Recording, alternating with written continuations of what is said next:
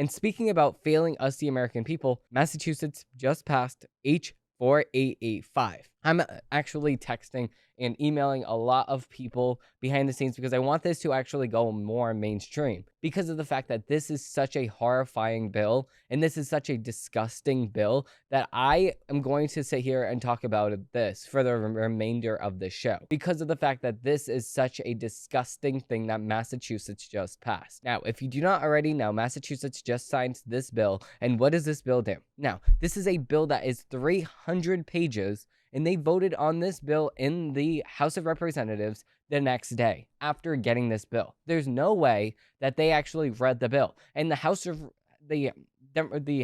actually said, listen, let's just read the bill. If we want to pass this bill, let's just read it. And they denied the claims. They denied it and said, no, we're just going to pass this bill. We're not going to read it. Why would we read this bill? If we're going to pass it, why are we going to read it? No, we're going to just pass it. So, of course, they did not pass it. This new Massachusetts gun law is now being challenged by the NRA. What does it do? So, the National Rifle Association says that it's going to challenge it. Governor Haley signed the bill on Thursday, approving new strategies for combating the so-called ghost guns, expanding the law that allows a court to take guns away from someone considered a threat to themselves or others, and adding schools, polling places, and government buildings to a list of areas where state law forbids people from carrying firearms. What does this actually do? This actually changes how the state law defines assault-style firearms. Now, I actually left Governor Haley a message last week before she signs this bill. And we have the footage right here, but we're going to play that at the end because I was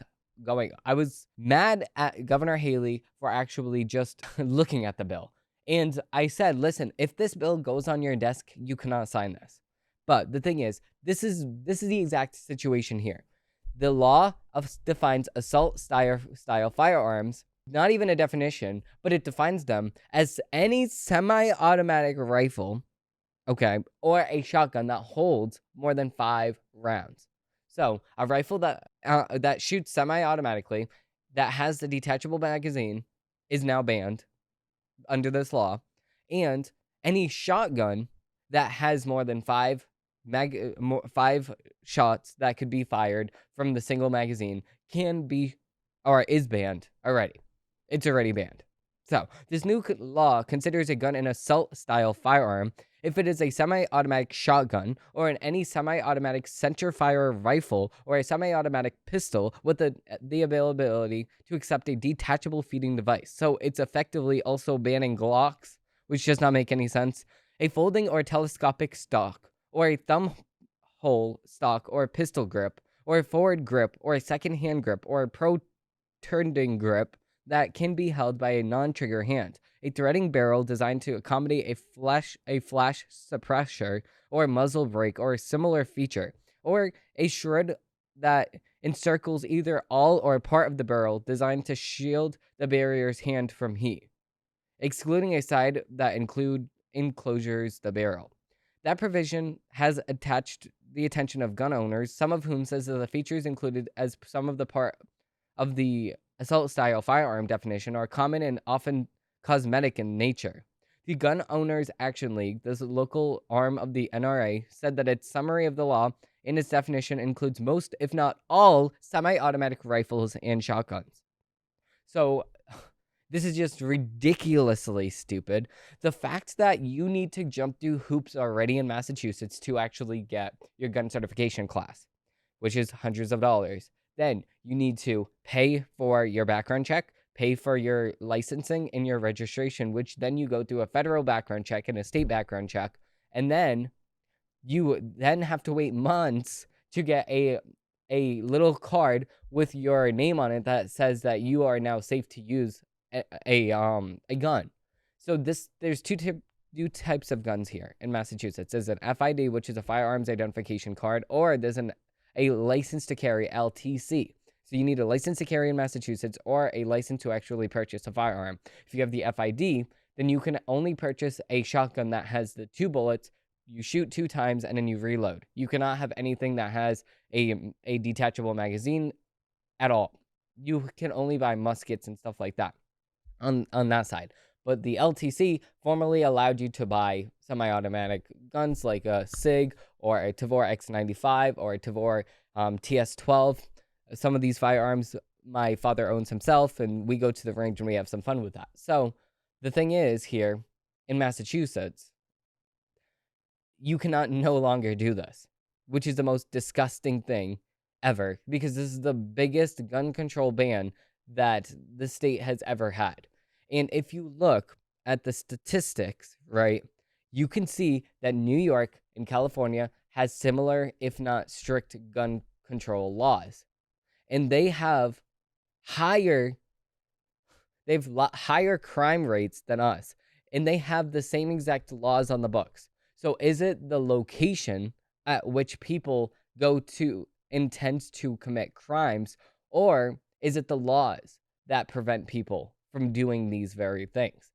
You know what I say? It's the location. If you look at LA, San Francisco, you look at all of these different look at all these different cities within the California, you can see that people are more likely to actually commit crimes in that area. Just like Chicago. Chicago has some really strict gun control laws. They still have really big they have a really high crime rate over there. You can look at Illinois, which is the state that Chicago is part of. You can look at that and see that, of course, Illinois has a big crime rate, gun-related deaths. In 54% of gun-related deaths in America come from suicide. So are we going to sit here and ignore this? And even if we were to look at the facts here and look at when Massachusetts first started trying to implement these type of gun laws, which is in 2018, we can sit here and look at the fact of course, crime actually rose 114%. It's even avoiding the fact that we passed gun control laws in Massachusetts, and the gun related incidents still have gone up, and they gone up everywhere. So is this really preventing anyone from actually getting an illegal firearm and using it against people? What they are preventing here is you and your family from being protected. They are preventing you from protecting yourself against a criminal with a firearm. That's the purpose of this firearm, to protect yourself and your family. What stops other people from getting it on the black market, or getting it illegally, or getting it from another state that they just pay somebody that lives in this other state to purchase a firearm at the store, and then they sell it to them? It's obviously illegal, but they don't care. You really think that somebody that's going to break the law is going to be limited to 10 rounds on a magazine? No, they're going to go to another state, buy a 50 round, and then they're going to just bring it back to the state. They're going to pay whatever they can, or they'll get somebody that lives in that state to actually buy it for them and then give it off to them, because they don't care. They'll get the money. They'll get this thing that's illegal, and they'll use it in the state against people that have to sit here and be burdened by the laws that are restricting them from protecting their own family. What a disgusting thing. Governor Haley posted this all over her social media, as she's actually proud of this. And it's such a disgrace, too, because, of course, once this goes to the Supreme Court in Massachusetts, it's going to be dead. The Supreme Court in Massachusetts does not care about the amendment at all. They don't care about the Second Amendment. They don't care about your constitutional rights. They do not care. So it needs to get to the federal court. And this just makes me want to donate to the NRA even more. And it's just such a disgusting thing. I just can't undermine the disgustingness of it. Like the fact that Governor Haley signed this into law, knowing all of the laws we already have on the books, knowing all of the things that, knowing all of the facts of this, knowing that people have to get an LTC to actually purchase a firearm, or an FID to purchase a firearm, all the gun certification classes.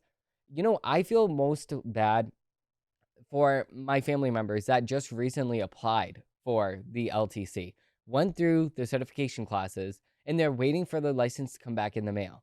When their license comes back in the mail after them spending hundreds of dollars, they can't get anything now. It's banned.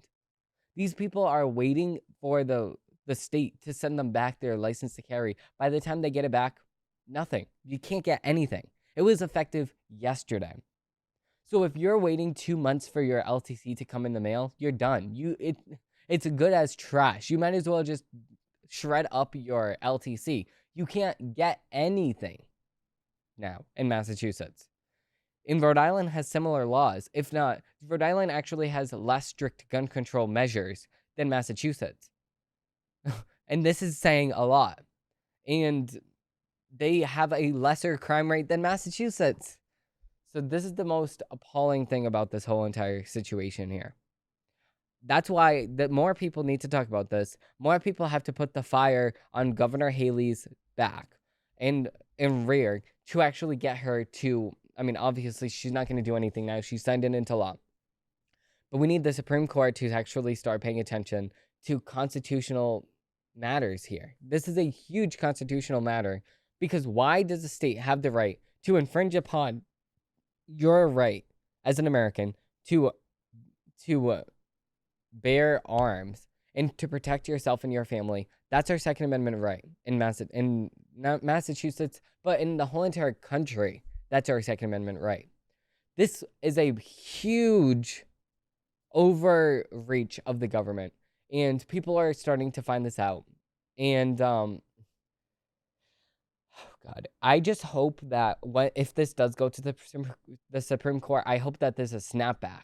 That since they did go so far into banning this, then they go the opposite way.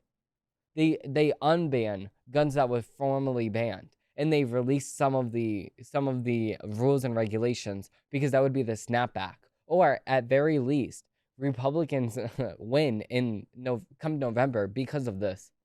So people are starting to wake up to the situation, and I really hope that they start waking up sooner than later because this is the most disgusting thing that I ever saw, and in a law, I should say, because I just have no words to explain how stupid this law actually is. That it actually got passed, that it actually got signed into law, that some people actually support this.